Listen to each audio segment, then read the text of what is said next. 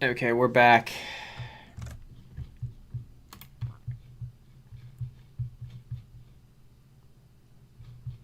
What's up, everybody? Hello, YouTube live stream. Hello, Instagram. How's everybody doing? Hey, sorry about the technical difficulties. I think I finally got everything up and running now, but you never know with my skills. So let's see here. We got the chats. Hey, everybody. Thanks for the kind words, by the way. I was just on live stream and people were saying they really love the Monkey to Millions series. If you guys haven't checked that out, definitely check it out on YouTube, or you can listen to it on iTunes. So yeah,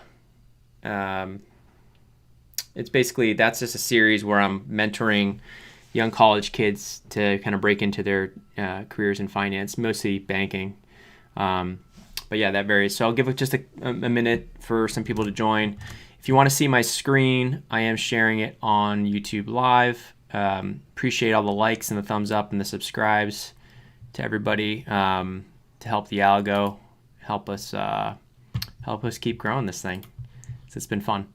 So this live stream is still is a pretty new thing for me, so I'm still getting the hang of it. Oh, cool. Now I can kind of see what's going on here. Oh, this is cool. I can kind of never knew I could use my dual screen. What a genius. But anyways, so we can start with the Instagram. If you want to see my screen, I'm going to be sharing some stuff as we go along, for people who want to. If there's questions that are asked and I can look through stuff on Diviso to help you guys, I'll do that frequently to help kind of show you where to look. But yeah, how's everybody doing? How's everybody's what is it, Tuesday? How's everybody's Tuesday?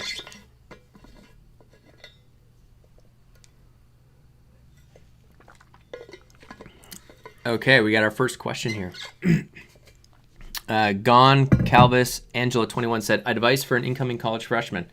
I think probably the biggest thing is to make sure that you're networking from day one and you actually try to figure out what you want to do early. People say, oh, you have time, but nowadays how early recruiting is happening, you actually don't have that much time. Hey, Melvin, my Tuesday is going pretty good. I'm a little sore though. Sorry, I'm like massage. I don't know if I slept wrong or the kids waking us up all day or every night has done a number on me. Let me see if I can fix this camera here. It's tough. I'm running 2 live streams, one from my desktop and one from Instagram. But Nick is spending the day setting up the office for his virtual internship. Very cool.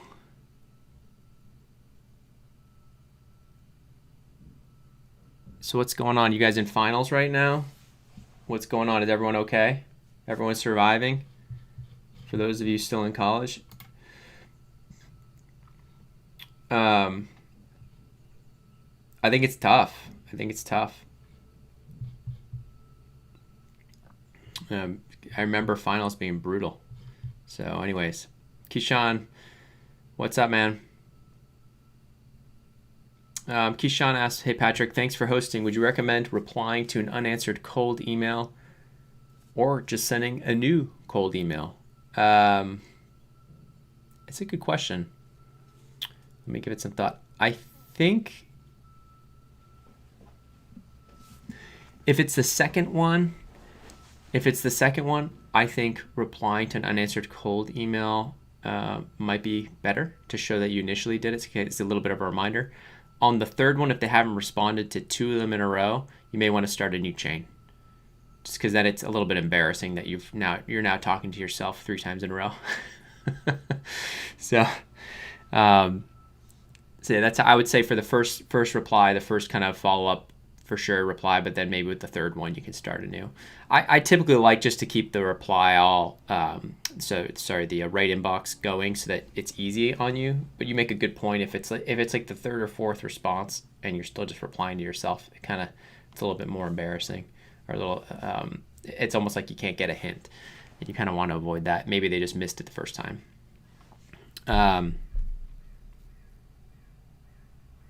So Nick's asking a really good question here on Instagram. He says, I know the manager for the team, and he says I'm the only non-target in the candidate pool. Any advice? Nick, I'm scrolling a little bit here because I don't know if you gave me more background up higher up. Spending the day setting up the office. Oh, no, I think that's a different Nick. So Nick says, so it sounds like you're applying, you're the only non-target in the candidate pool. So Nick, I would, if this is for a banking internship or for interviews, the reality is you just don't want to leave any room for error. So like you want to make sure that you're going in fully prepared. That means kind of, if it's for interviews, making sure your technicals are down, making sure your behaviorals are down. If people ask you like, why should we pick you when we have all these kids from Harvard and Princeton and Columbia lining up at the door? Obviously just point to your work. That's just the same question as what are your strengths. And so don't apologize for where you're coming from. Don't apologize for your GPA. Don't make excuses. Just really try to do your best.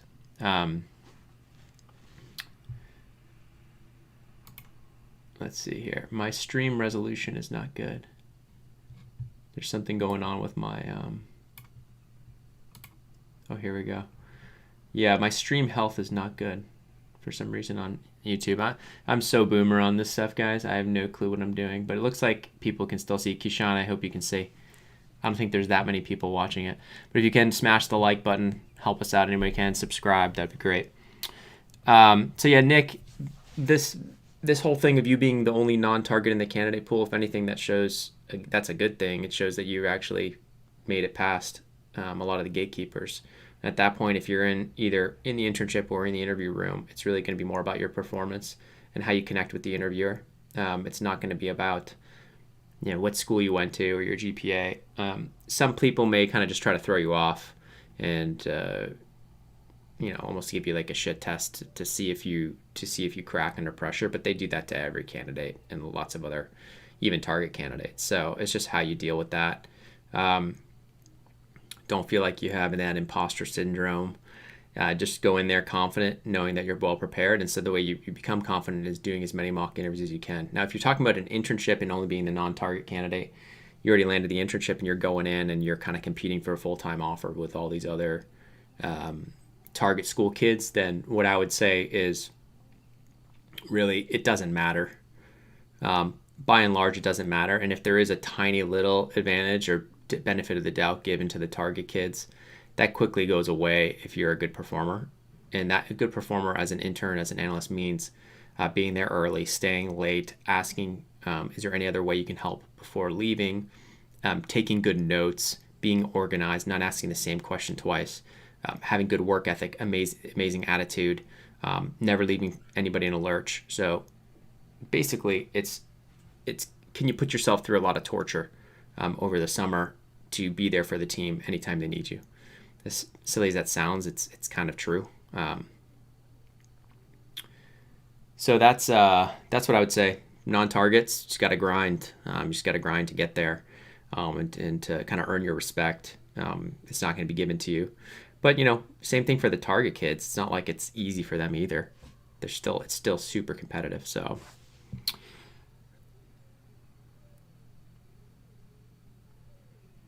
It's Melvin has a great question. He asked, do you think the online community, so WSO and Reddit, focus too much on high finance and overlooks corporate finance careers? Yes. Yes. I think there's such a kind of almost like a groupthink, social pressure type thing where people get so enamored with the big names, the bulge brackets, or the elite boutiques. I mean, I have kids emailing me like the most asinine emails. Some kid with like a 2.8 GPA from a no-name school will be like, how do I get into a bulge bracket bank? And I feel like just like smacking them across the face, be like, how do you get into any bank if you're lucky? You should be begging for like a boutique job with your stats. Like people just don't have there's like no reality for some of these kids. And maybe it's just because they haven't been educated. yet, or they don't know how competitive it is. But people have like they're sometimes people just have such outsized confidence for what their actual application and what their candidacy looks like.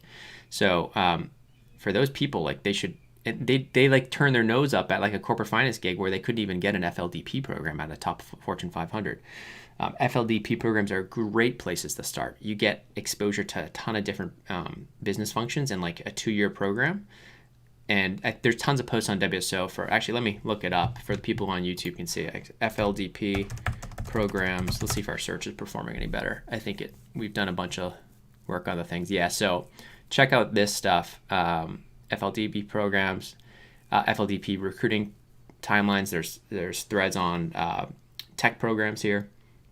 So definitely check this out because it's definitely a great place to start, and I'd say it's slightly less competitive than investment banking. It doesn't have the big bonuses, but you're getting exposure to a ton of different aspects of the business. It's great for finance majors, and for people who aren't really sure if they know what they want to do yet. You really I think you get exposure like to marketing, to accounting, to finance, to corporate dev, and so you can actually figure out like. If you go there, it's not as if you can't transition to investment banking down the road, maybe after an MBA, but you may actually be able to say, hey, actually long-term, I want to be in corporate development or corporate M&A.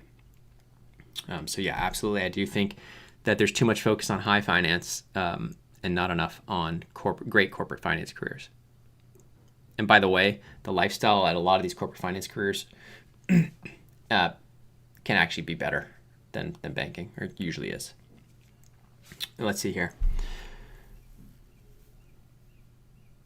So, though Masgo Luzo says, do you have any advice, this is coming from Instagram, for an incoming sophomore who wants to enter private equity from investment banking? What soft, hard skills do you recommend tuning in?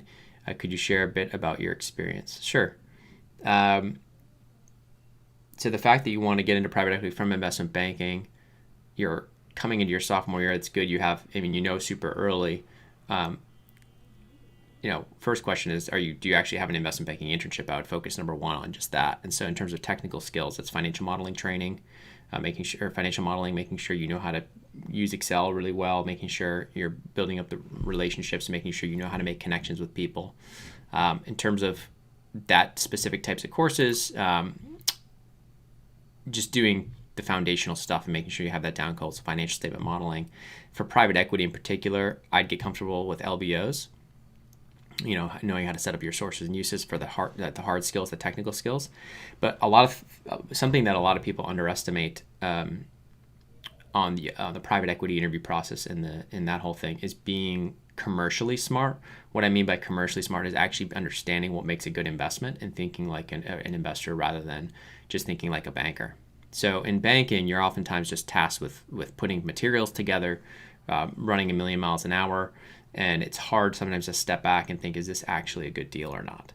And in your private equity recruiting process, they're actually going to really push you to answer that question. So you need to be smart about how you're talking about specific deals.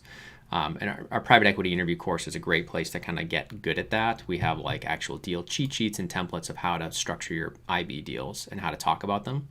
We have audio files, all that good stuff. I don't want to sound too promotional, but it really is kind of the best place to kind of prep for that stuff. But first step first, I would definitely focus on investment banking. Make sure you land in investment banking because that's the tried and true path to kind of getting into PE.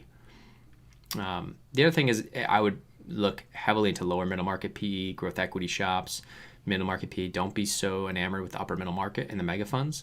Oftentimes it's banking 2.0. So you do 2 years of banking, you're working your butt off, and then you get into mega fund private equity. You can burn out. Guys. You have a long career ahead of you. So, for those of you that aren't already working, so just keep that in mind. Like, you want to try and the goal here isn't to follow the path that everyone else is following. The goal here is to actually find a career that you love. Period. That you can actually do for a long time and be happy. And so people lose sight of that. People think I have to chase the most prestigious names. I have to chase the craziest thing, no matter at what sacrifice to your social life, to your livelihood, to your happiness. And so I think, luckily, I don't think everybody falls victim to that. But I think with what people read on the forums, everyone thinks like, oh, I'm a failure if I don't get into these firms, and it's a huge mistake. And so we're trying to, at least in the podcast, in the WSO podcast, I'm always trying to feature people that aren't just investment banking, private equity. Yes, I feature those people as well, but I try to feature people in corporate strategy, corporate development, people who came from banking and did other things, people who never even went into banking, people who did consulting to private equity. So there's just lots of different paths to be successful in finance and finance careers. There's definitely no one size fits all, and people change careers a lot. So like there's family offices, there's credit funds, there's distressed investing, there's hedge funds, there's restructuring, not just TMT banking. There's just a whole world out there. The other thing that makes me cringe is when I see somebody email me and they're like, I really am passionate about finance. Like, what the hell does that mean? Like, what do you mean you're passionate about finance? Okay, well, what specifically? And so you want to be careful before you want to make sure you know what you don't know, and like know that how far along you are in terms of your knowledge base, in terms of being able to say like what you truly are passionate about. So the fact IB to PE, you're going to get challenged. Why private equity? Why not try to go straight into private equity? All these things, and I think there's easy answers for that in terms of wanting to develop the skill sets and IB and blah blah blah. But just make sure you're ready for it. Quick sip of water. I can't spend too much longer. I had another probably 10-ish minutes here. Let me see if there's anything on YouTube live stream. Here we go. Okay, here we go. Max Van der Lee says, hey Patrick, currently doing an investment banking internship at a middle market bank. What can I put on my resume after only being there 2 weeks? We have to apply this week for a career event upcoming in September. Hey Max, I would definitely put it there, but I would basically just have it listed. If you have any deals you started working on, I would put more generic things that you're going to work on. So like if you're going to do spreading comps or trading comparables or precedent transactions, I would definitely put that stuff in there. You can, instead of having, if you don't have specific deal experience, since you've only been there for 2 weeks and you're not on any deals, you can't really have a transaction experience section, but you can have 2 to 3 maybe 3 bullets that are kind of highlight what you're going to be doing that summer. So like financial modeling for blah blah blah, or putting together pitch decks and PowerPoints for XYZ, XYZ ABC. And if you don't have any of that, maybe it could be just 2 bullets, or maybe it could just be literally listing the bank and say summer intern. From, if you just started 2 weeks ago, you could say May 2021 through July this, and just list the bank there. I think that's fine. It's a little bit, you don't want to have like a whole set of transaction experience if you've only been there for 2 weeks. It just looks disingenuous. So just be careful not to over embellish there. A little embellishment's fine though. Let's see, here we go. Anders says, I have a 60-minute panel interview coming up, basically a case study presentation. Any resources or tips? Anders, this panel interview, do you mean there's multiple people interviewing you about the case study, or it's a panel like you're in a group interview? If you answer that, I'll have a better response.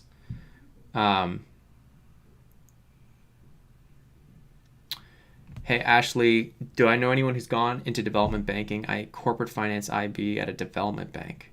I'm not sure. I probably do. I'm connected to 30,000 people on LinkedIn just through the community. I don't know everyone personally on there, but I'm happy to make an intro. If you find somebody I'm connected to and you'd like an intro, I'd be happy to do that. So go ahead and take a look. Back to Instagram here. Let's see what we got here.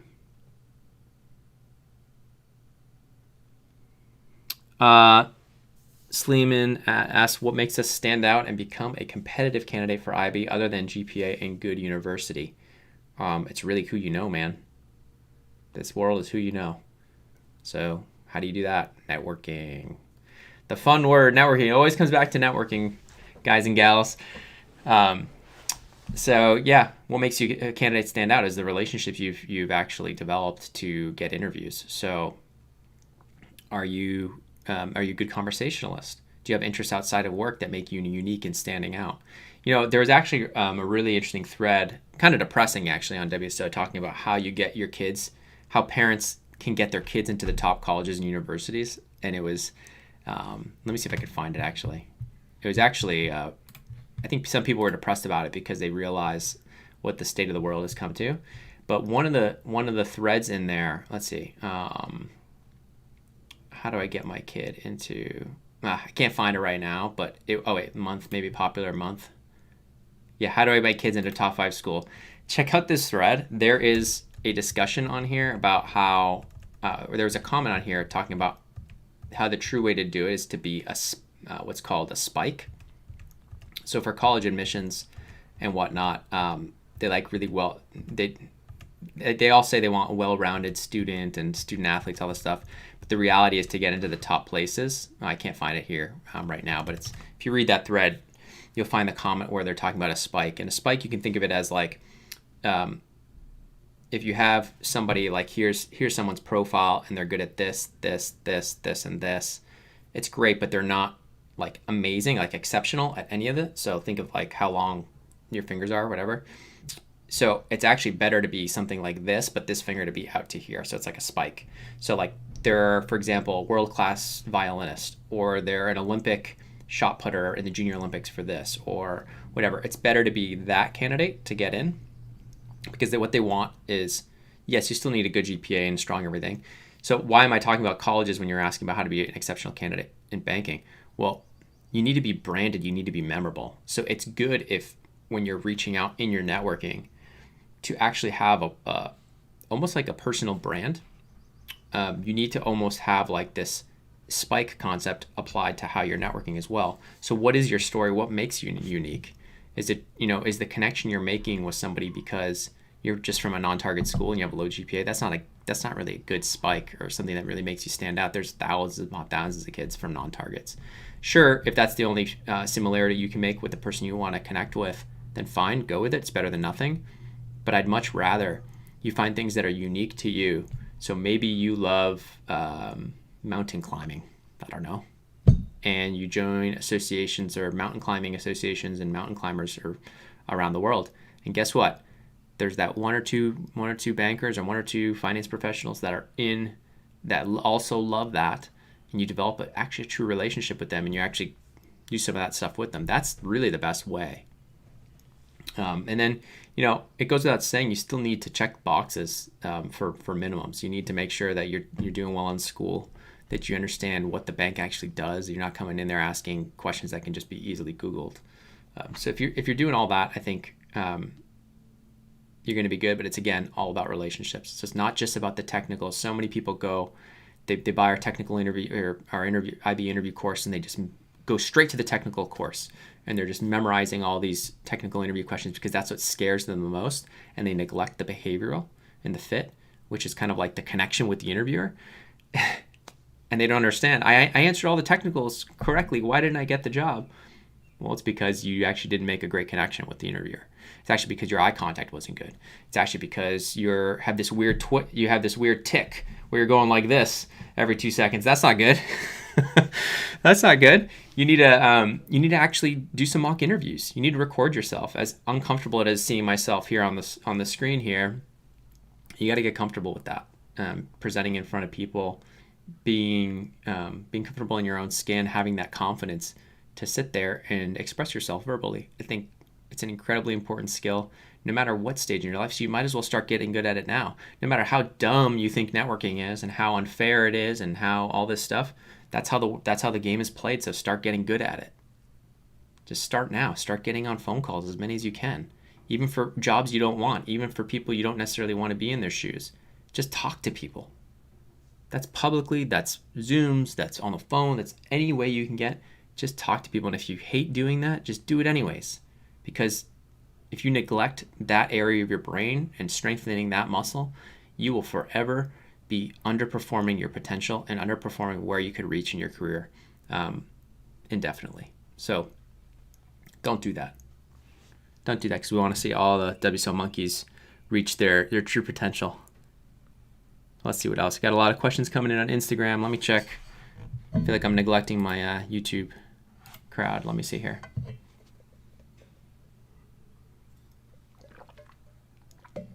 Quan asked a good question. Hey, Quan, thanks for joining the office hours. Hey, Patrick, I have 2 offers, infrastructure and industrials in banking. At a high level, what criteria would you consider to pick the right offer? So, Quan, first, deal flow. Absolutely, just deal. That should be the first consideration is deal flow. So try to figure out how many deals infrastructure has done recently in the last few years, how many deals industrials has done last few years and then the last 6 months, if you can talk to analysts within the group, and then specifically how big those deals have been. So you want to be on as many, and ideally larger is slightly better, but more importantly is the number of deals you're getting. So that's the reps you're getting at an analyst. So that's the first thing. And then if those are relatively close, in terms of like what you'd want to do, I'd look at just specifically what are you interested in. And then third, or probably second actually before that third one, is really culture. And are there analysts in these specific groups that have left that you can talk to that say, oh, stay away from the infrastructure group at XYZ Bank.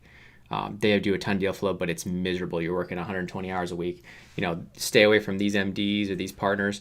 If you're getting that from a couple people, and then on the other group they're saying, it's actually pretty reasonable. Yeah, we work really hard, but people are respectful. I would definitely go with that second group because it can make a big difference in your life. But deal flow is, in terms of career-wise and advancing your career, deal flow is going to be number one.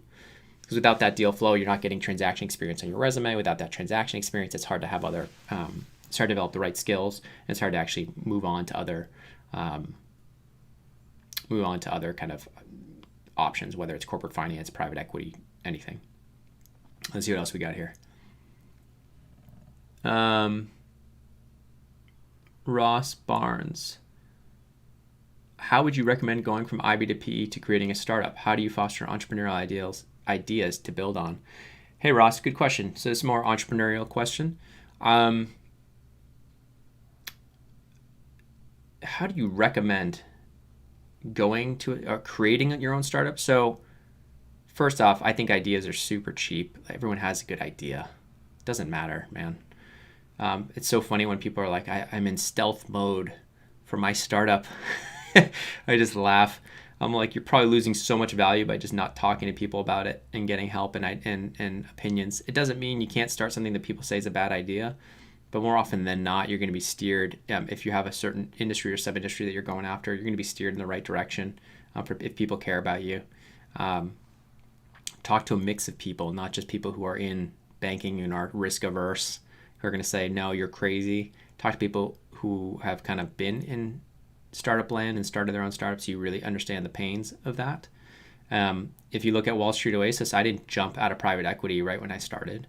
I built up WSO on the side while I was still working in private equity. And then on top of that, I went and got an MBA while I was doing WSO as well before I went full-time. So WSO was a good 4 years old before I started working on it full-time. And that's different, right? So that's a bootstrap startup. The other option is you go, you're trying to do something big with VCs, and it's a much lower hit rate, much higher potential reward, but it's in terms of fostering entrepreneurial ideas to build on, just write down problems you see in everyday life and see if there's any intersection with those problems with what you're passionate about doing. So that's about it. Hopefully that's helpful. I don't know if that answered your question. Let me look back at Instagram Live here.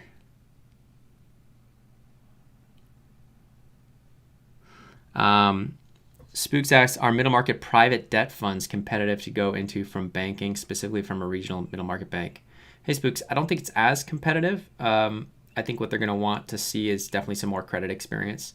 Do you understand complex debt structures, stuff like that? Definitely not as competitive as pure play private equity, but coming from a regional middle market bank, it's also, there's no sure thing. So just obviously do the best you can in terms of prepping. Nicholas Sneed asks, what made me leave private equity?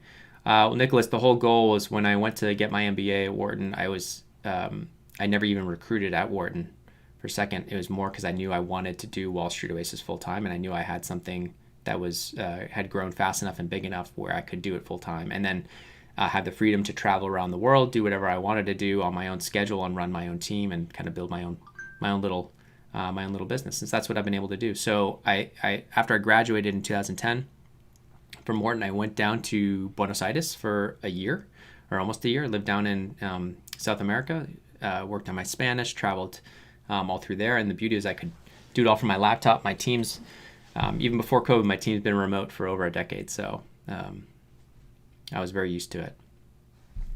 Let's see what's going on. Let's see here. Can I upload this after? Yeah, I'll post this. Hey, Mike asks, can I upload this after? Yeah, I post all the office hours. They're on YouTube and they're also on Instagram. If you scroll through all the memes on Instagram. Okay, here we go.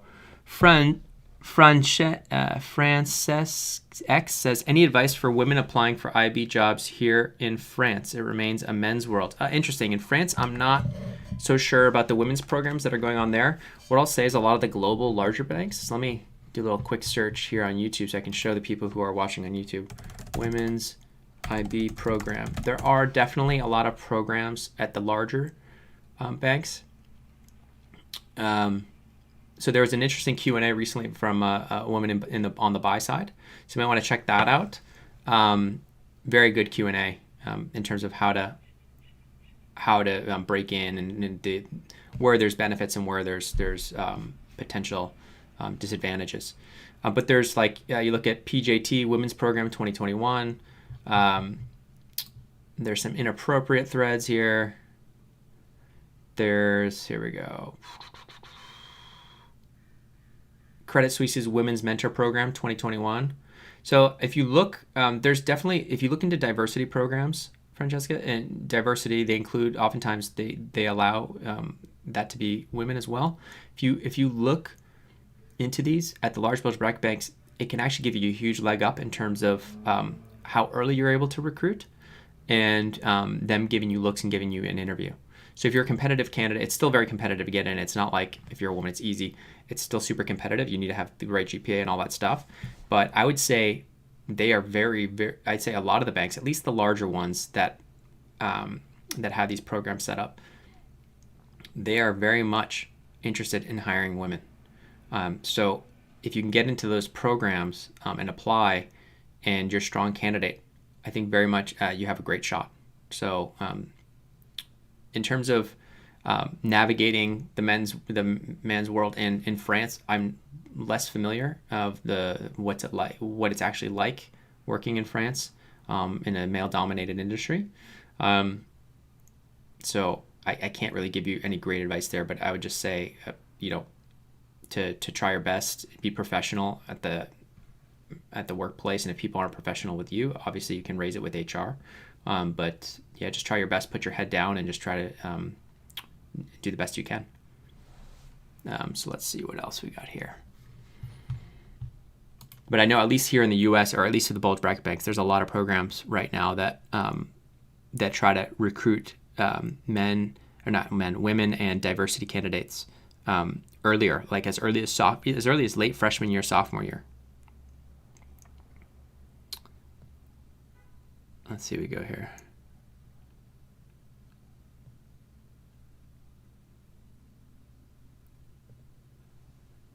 Let's see.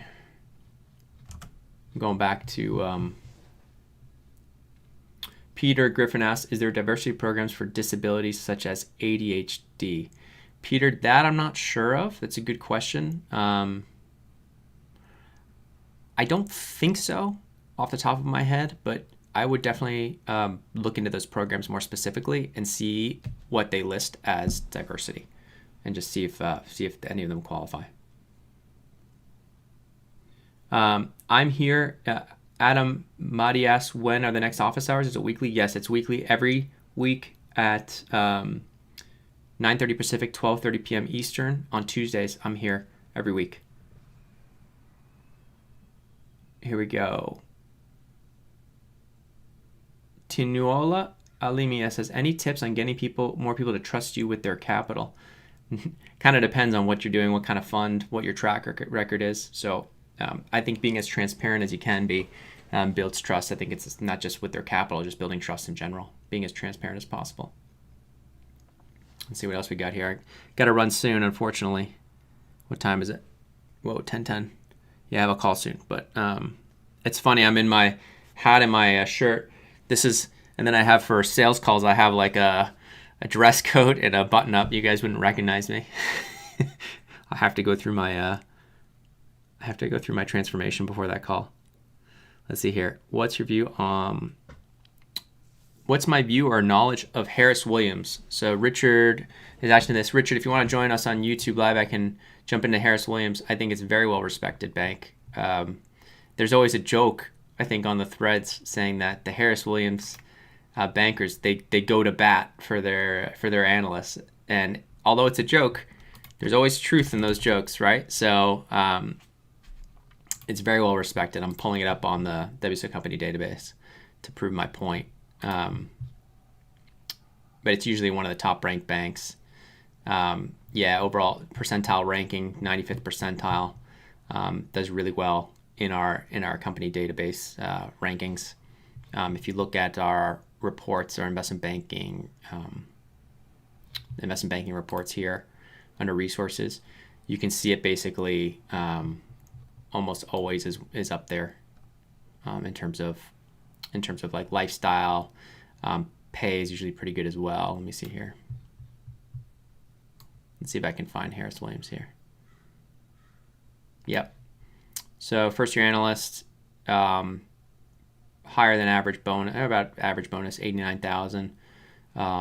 Bonus a little under average, 49,000 bonus, but right in there. And I think the lifestyle is a lot better. So in that sense, could be a great place to start. I would love to have started at a Harris Williams.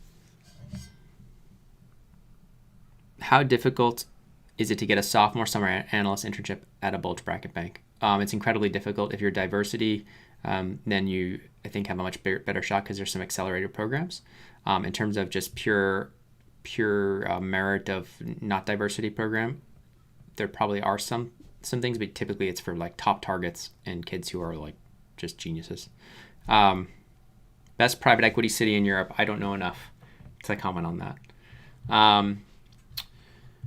See if I can take one more from YouTube live stream. Hey Patrick, did you attend Williams College with Chase Coleman of Tiger Global? Probably. Yeah, I did attend Williams. Hey Alex, I have a final round interview for a summer analyst spot with a small VC firm this week. Do you have any tips or resources you recommend?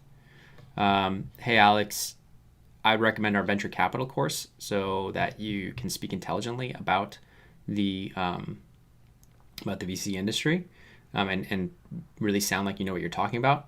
If it's too expensive for you, we do have, guys, for people who do want access to our courses, we do have financial aid down here. So if it's too expensive for you and you can prove that you have a need, please fill out that application, and we try to be as generous as we can with discounts there. So feel free to check that out. Unfortunately, I got to run because I got to get ready and get in a suit coat. But thanks everybody for joining this week's office hours. I'll be back again next week, and you can always email us support@wallstreetoasis.com if you have questions about our mentor program, our courses, or if you're looking for free advice, you don't want to spend any money, that's totally cool. Check out our forums. There's a lot of professionals on there giving free advice that know a lot more than I do. So just again, don't think that, I've been out of the industry for almost 20 years, guys and gals. So a lot of my data and information comes straight from WSO. So just keep that in mind. Come on there. Don't be shy. People understand, as long as you're humble, people understand that there's people trying to learn more. And then hopefully once you break in and we help you break in, you come back and pay it back. So that's it for now. Thanks everybody for joining, and I hope you have an awesome rest of the week.